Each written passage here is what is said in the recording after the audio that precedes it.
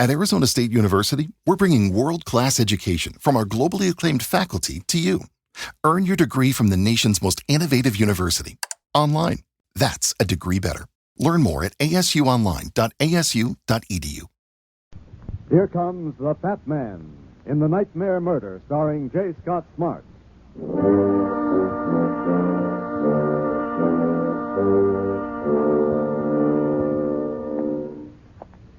There he goes. He's stepping on the scales. Weight, 237 pounds. Fortune, danger. Who is it? The Fat Man.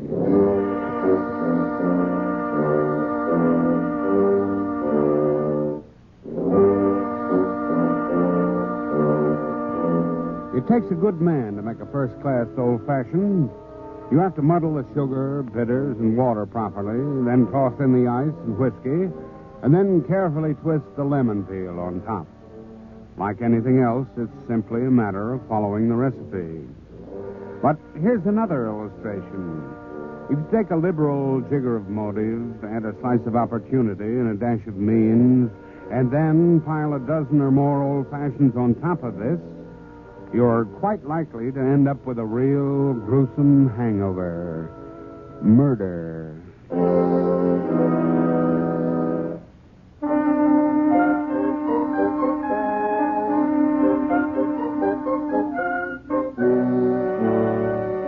Like any solid, normal, routine job, this one began in my office. It was just after lunch. My feet were on the desk. I was munching a peppermint. I'd propped the latest edition just south of the bulge that marked the last resting place of a brace of breaded pork chops when the phone rang. Runyon speaking. The detective? That's the debatable point, but I like to think so. Who's this? My name's George Dutton. Maybe you've heard of me. Oh, you mean the author? Well, that's a debatable point, too. I write mystery stories. Yes, I know. About private eyes who get hit on the head. But look, I've never had any need for a private eye. I don't even know what one looks like. I never even saw a pistol or a gangster or a corpse until last night. A corpse, that is. Wait a minute. Let's take this in sequence. Are you hiring me? Maybe. How much? 50 in expenses. Well, that's a lot, but I need you pretty badly. What's the trouble? I killed a girl last night. I want you to prove it. Say that again and slower. You better come down here right away. Where are you? Melville Hospital. Alcoholic ward.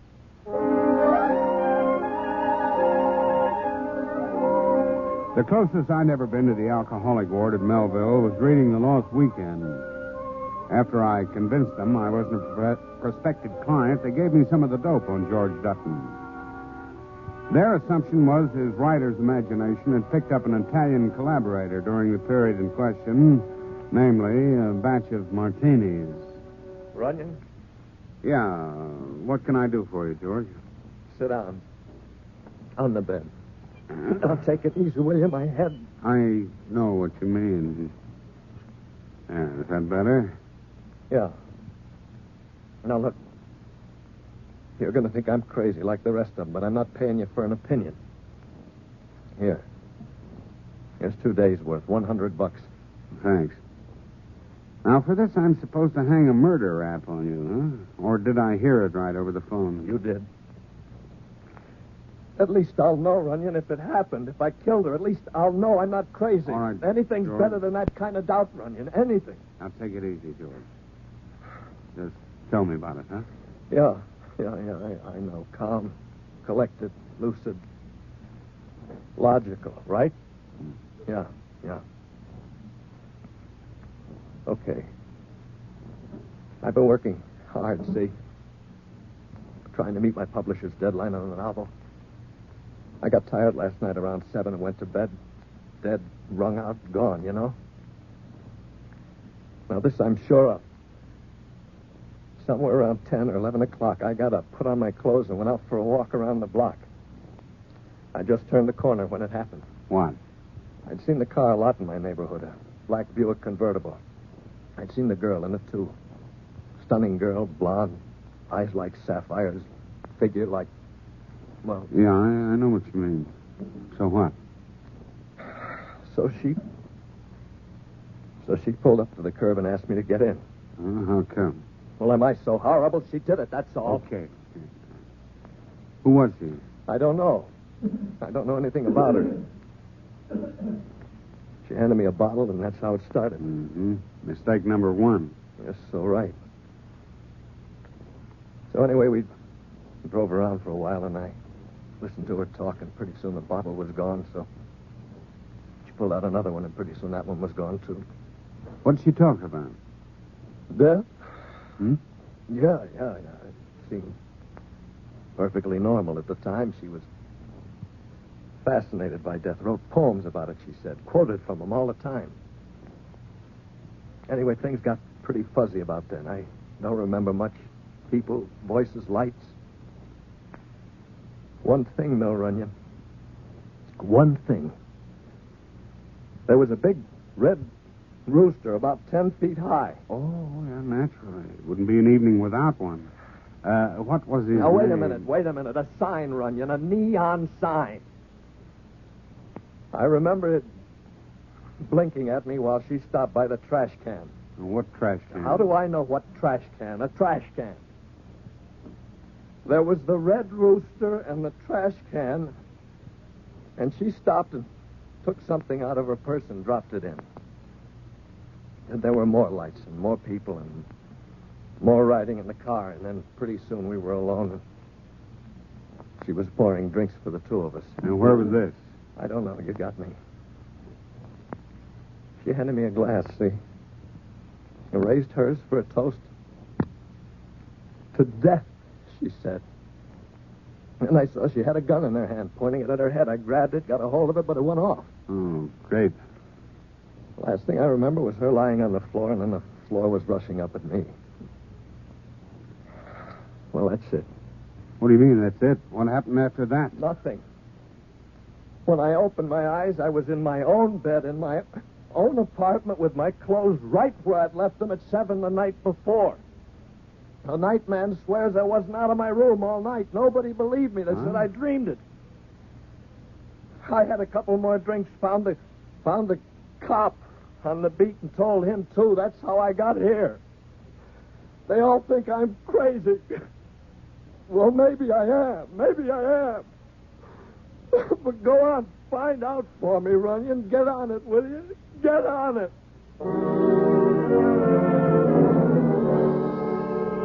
So I got on it.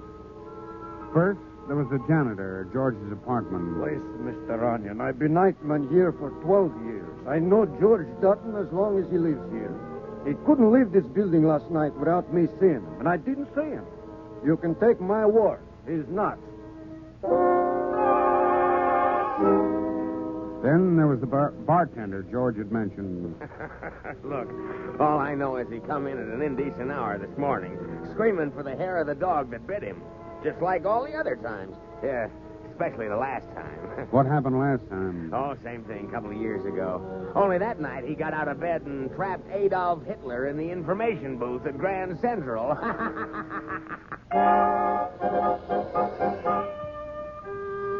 The cop who'd hauled him over to Melville said the same thing. Likewise, a couple of newsboys. Verdict, unanimous. George was a lush and a loony, and I was inclined to go along with him. On the theory that a special convertible, complete with blonde, is something even a New Yorker will stop and look at, I quizzed the service stations around George's apartment house. Sure enough, up comes a guy who'd greased its gold-plated chassis only a month before. The record showed it belonged to a Lydia Bradshaw at a Park Avenue address that went with the car, so I trotted over. Some kind of a soiree was going on in the huge living room. The butler looked at me, raised his eyebrows one at a time, and finally decided I wouldn't run off with the silver plate and hustled me into the library, which seemed to have another occupant. As a spirit with yellow eyes gleaming, will I to thy couch come again. When you say that, smile. What is it? This book, Baudelaire, lousy translation. By the way, I'm Joan Cameron, Lydia's poor country cousin. Who are you? One of Uncle Charles' tribal sycophants? Oh, I'm not sure what that means, but I don't think so. My name's Brad Runyon. Oh. Where is Lydia, by the way? Out somewhere. You looking for her? Yeah. Well, you're just in time. She and Uncle Charles are going abroad, you know. Sailing tonight. Oh, who's Uncle Charles? Lydia's guardian. Keeper to the keys to the Bradshaw Exchequer. Well, that sounds important. It is. Oh, and the chips, huh? Oh, no. He just has a pair of scissors to clip the coupons for Lydia, which, incidentally, is a full-time job. Mm-hmm. And that concludes my dissertation on the Bradshaws. A morbid subject at best. Let's talk about you. Sure, sweetheart. After we talk about a quick way I can get a hold of Uncle Charles. I beg your pardon? This friend is Uncle Charles. Pretty quick. How do you do, Mr. Bradshaw? Ah, Mr. Runyon, isn't it? It is. Now, if you'll excuse me. Strange girl.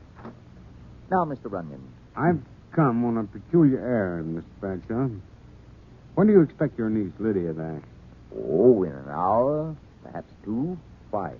I wonder if she'd consider making a short visit to Melville Hospital. Melville? Good heavens, what for? A client of mine thinks he killed her last night. Now, just a minute. What kind of nonsense is this? I know it sounds crazy, but it isn't nonsense. His name's George Dutton, and he's in the alcoholic ward. He fell off the wagon last night, but hard. He has seen your niece riding around her convertible. She impressed him. So, instead of the usual pink elephants, he had some hallucination about taking a ride with her last night and killing her. We can't talk him out of it. Well, that's fantastic. What do you want Lydia to do about it? Well, just stop by the hospital and convince him he's wrong, that's all. But don't you understand we're sailing for Europe at midnight? Now, look, this will only take her 10 minutes. It may mean the man's sanity. Well... Otherwise, he's liable to be running around to the police and the newspapers. Well, I'll ask Lydia to drop by. Good, and thanks. I'll be running along then. Sorry to trouble you, Mr. Bradshaw.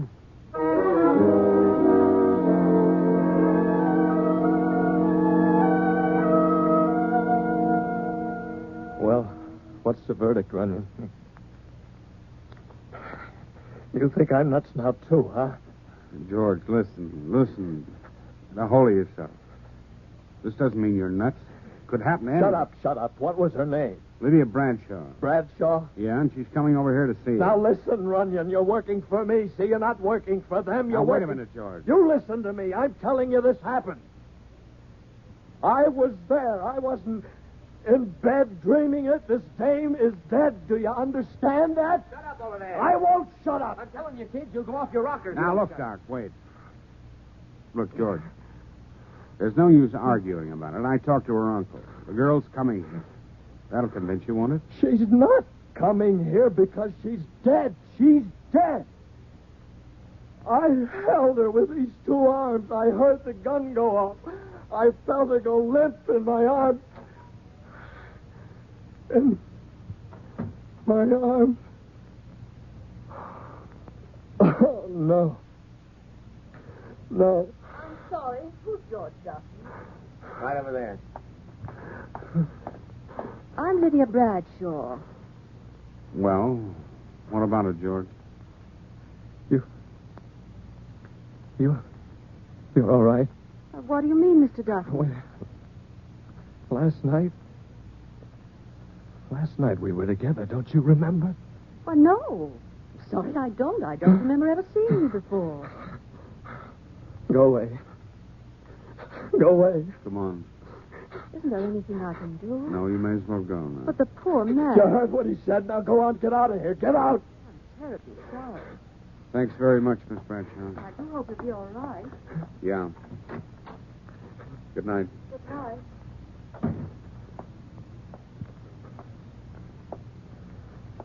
Well, George, is that the girl? Yeah. That's the girl.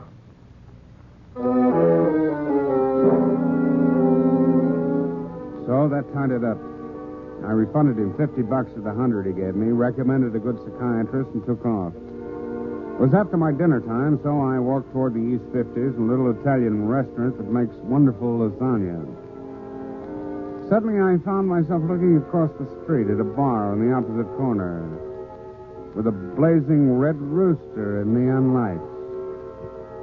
Of course, he could have dreamed this, too. In his heyday, he probably knew every pub in town. But the business of the trash can opposite the entrance, which was right where he said it was pretty accurate dreaming, even for a professional dreamer like George. For this reason, I decided to sacrifice my dignity. I sidled up to the trash can and began probing around. It was there. A slim volume in black morocco with gold lettering on the cover reading, Skyward, Poems in Praise of Death by Lydia Bradshaw. I kicked myself for refunding that $50.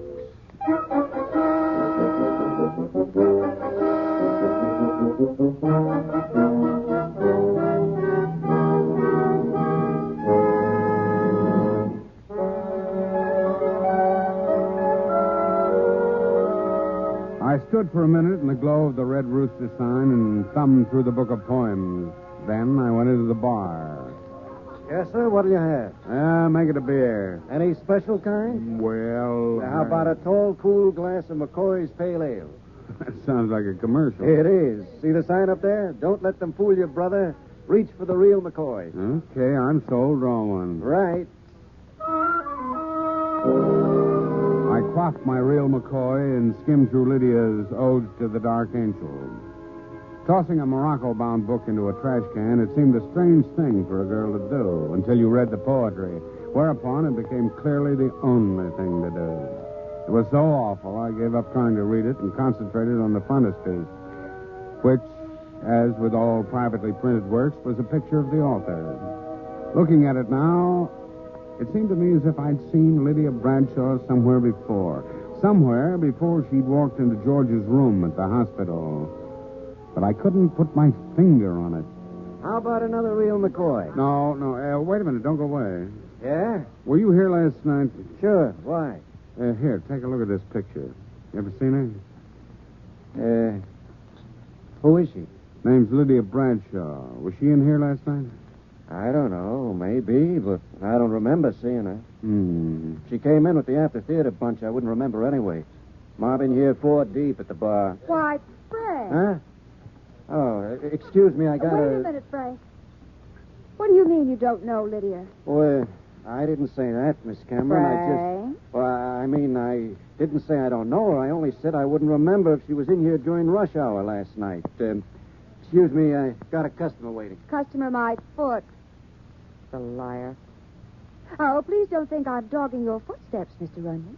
How do you happen to come here? Always do. You say he knows your cousin, Lydia Bradshaw? He ought to. She owns the place. Tell me, did you steal that book from the library? Oh, no. I picked it out of the trash can outside. What? Yeah, Scout's on her. But it's the only one she has left. She'd die before she'd throw it away. How about afterwards? What do you mean? No, just skip it. Here, look at this inscription on the flyleaf. To Greg. Someday I'll find you. What does she mean by that? Greg Stanhope. She used to think she was in love with him. Maybe she was, I don't know. But Uncle Charles decided it was wrong and broke it up. A fatal mistake, I might add. Why fatal?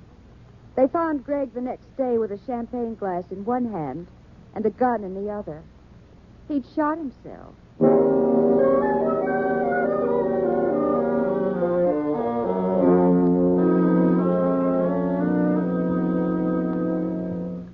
Hello, George. Yeah?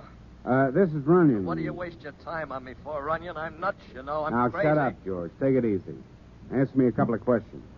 Do you know anybody named Stanhope? Greg Stanhope? Yeah. No, I never heard of him. How did you happen to say Greg? I don't know. It just popped into my head. Greg Stanhope. It goes together somehow. Greg... Wait a minute. I do know. Yeah, she was talking about him last night. That's who she toasted when she raised her glass just before she shot. Okay. Now, one more question, George. Did anyone see you leave the building last night? Well, sure, the janitor. Anyone else? No. Well, look, supposing it went like you said. Suppose someone picked you off the floor at the Bradshaw apartment and brought you home. Is there anyone who'd know exactly where to hang your clothes and straighten out the rest of your apartment besides you? Sure, the janitor would, but he already told you. He's got a couple of sidelines. George, as a writer, this may come as a disappointment to you, but you aren't nuts.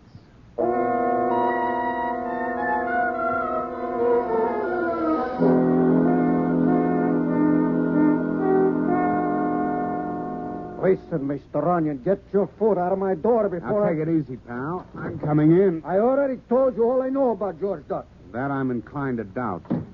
Now, sit down, pal. You've had a hard day pushing a broom and raking in cash. You want I should call a cop?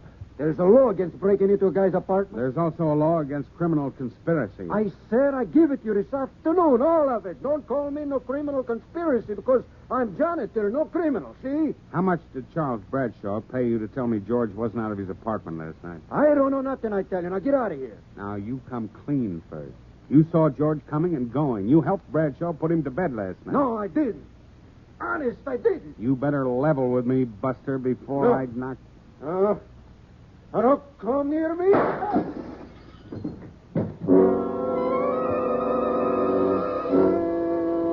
Someone had fired through the window and nailed the janitor before I could make him talk. I rushed over, opened the window, and hit the back alley in half a minute flat, but it was too late. The car roared off half a block away, and that was that. I walked back to where the killer must have stood, trying to make sense out of nonsense. I'd run into my share of murders, but this was the first time in my book that someone committed one to cover up another one someone else had confessed to. Now, if that sounds confusing, it's only because it was. A party was going on 3 floors up. It was nice to know someone was having a good time because I wasn't. I leaned back against the wall and mopped my head. There had to be an answer somewhere. And it was lucky I'd leaned back, or I would have been brained. A bottle whistled down 3 floors and glanced off my shoulder and bounced into some soft rubbish in the alley. I picked it up, looked at the label, and suddenly it hit me. It was an answer from out of the blue. Don't let them fool you, brother, it said. Reach for the real McCoy. I found the phone and called the hospital and left instructions for George. Then I hailed a cab and rushed over to Lydia Bradshaw's apartment.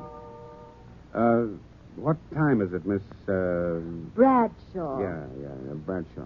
It's almost 11. As I told you, Mr. Runyon, Uncle Charles is extremely busy taking care of the baggage and won't have time to talk to you before we Yeah, sail. sure, I know. How come you forgot that trunk over there, Miss, Bradshaw. Yeah, Bradshaw. I'm having a tough time with that name. What about that trunk? It's full of his first editions for the vault while we're gone. Mm-hmm. Now, let's see. Where was I? Will you stop reading that stupid book? Stupid. Listen to this. Astride the cosmic threshold, I gazed back toward the old familiar lighted realm once more, then resolute to turn my face the new way, toward the wild, unlighted shore. 3 guesses now. Byron, Keats, or Nick Kenny? I don't know and I don't care. Well, you ought to know, baby. You wrote it. What do you mean, Mr. Runyon? Poems in Praise of Death by Lydia Bradshaw. This mean anything to you? An empty beer bottle, isn't it? Yeah. Someone almost brained me with it tonight. McCoy's Pale Ale. Don't let 'em fool you, brother. Reach for the real McCoy. Still don't remember? Should I? Yeah. Took me a while, but I did. I wondered why you looked familiar to me. Me? Yeah. You 2 girls, 2 pictures. One of these girls is Lydia Bradshaw, Park Avenue debutante, and the other is a professional model. Which one is the real McCoy? It was an ad in all the magazines 3 years ago. You've figured out which is which by now, I presume. Yeah. Why did you play along with him? Is there any harm in it? Well, I can think of about 6 laws you're breaking, not the least of which is criminal conspiracy. Criminal? What are you... Just a minute, Lydia. Stay where you are, both of you. Oh. My name's not Lydia. Let's stop the pretense. Gonna make it a double-header tonight, Uncle Charles? I might. Double what? Murder. Murder? What are you... Shut up. But murder? I didn't know anything about this. All you said was she killed herself and you wanted to avoid a scandal about suicide. It was a scandal, all right, but not about suicide, was it, Uncle Charles? But what was it? When Lydia killed herself last night, it threw the whole estate into the hands of the executors, opened the books to the accountants. How much had you embezzled, Uncle Charles? A couple of hundred G's, maybe? More than that, Runyon. But you're wrong on a technicality. It's not a scandal, not unless it gets out. And it's not going to get out. I killed once. They can't do any more to me for 2 or 3. You can't cover it that way, Bradshaw. No? Watch me, Runyon. Watch me. Don't, Mr. Bradshaw, no. Hey, Runyon. Runyon, this is the place. George, you're just in time. Huh? Who? Oh, you killed him. No, but he's going to have quite a headache. The McCoy Company puts out a good bottle, too. Oh. Catcher? There's 2 down. Put her on the sofa, George, while I call headquarters. Yeah. Lydia Bradshaw. No. This is the reasonably accurate facsimile. We'll find Lydia Bradshaw in that trunk over there. Well, then I did kill her. No, you didn't. She committed suicide, but her guardian didn't dare let it be known, or he'd have been discovered as an embezzler. What do you mean? Skip it for now. I need a drink. How about you? Runyon, if it's all the same to you, I'll take sarsaparilla.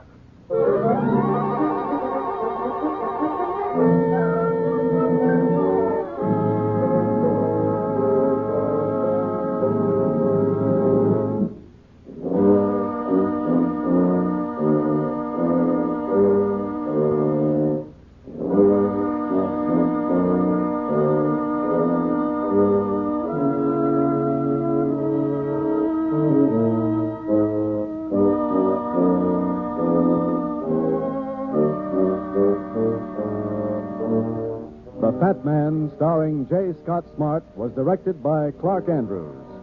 The script was written by Harold Swanton.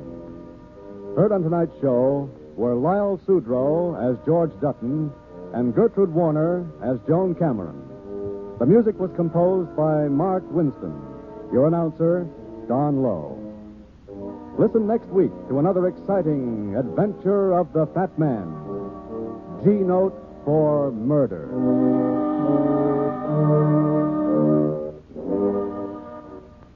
This program came to you from New York.